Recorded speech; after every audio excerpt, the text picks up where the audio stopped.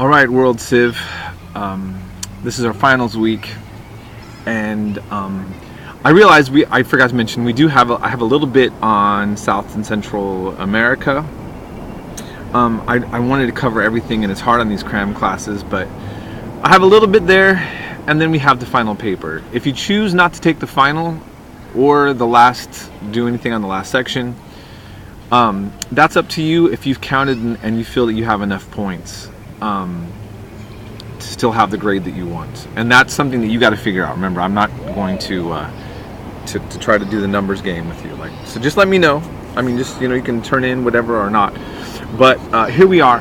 I've been really enjoying reading your papers and your notes and looking at the discussions, even if I don't always give a lot of feedback. I just don't have time.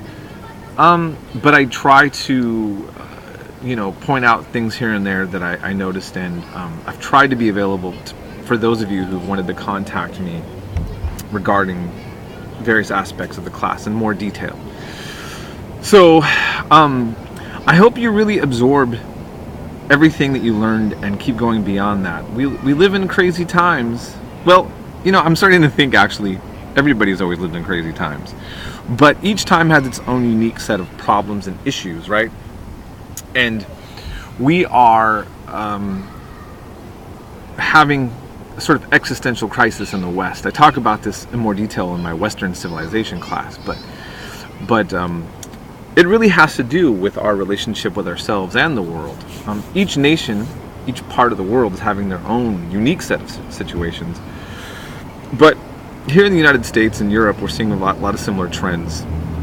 I'm kind of a little bit bummed today, so ironically, I put on this Smith shirt, and some people know the band and they love it, and other people don't like the Smiths and they hate Morrissey, the lead singer of the band, who's now been playing solo for a while.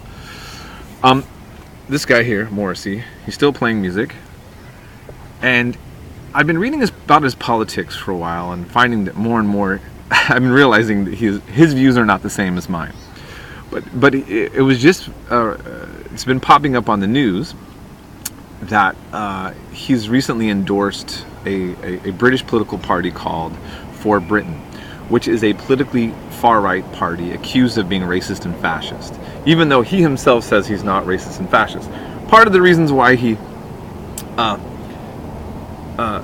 basically what he's saying is why he supports his party is their position on animal rights. He is a passionate, to say the least, advocate for animal rights. But this apparently is at the expense of other rights. He seems to think that Islam and Judaism is evil because of the way they slaughter animals, even though he says he has Muslim friends. And it's interesting. There's nothing, I think, political, inherently right-wing or left-wing about animal rights. But the political far right has had a long history with this idea of political rights, believe it or not. Hitler was a vegetarian for a reason. There's a woman named Savitri Devi. She was a French-Greek woman who converted to Hinduism.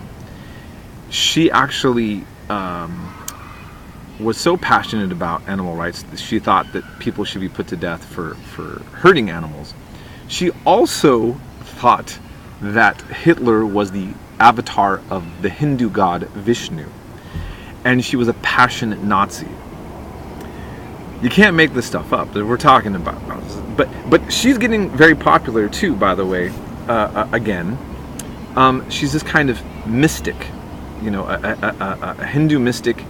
There's a BBC article on her going to a volcano in Iceland and hearing reverberating through the earth, and really being at one with nature, and also having really strong race theories, right? So the world is just, so keep in mind, just like these things that I love, European history, Viking stuff, and paganism, interesting stuff, animal rights, all this stuff. Well, political groups are latching on to all these things, and they're being brought into the political discussions and being used to seduce people into various positions.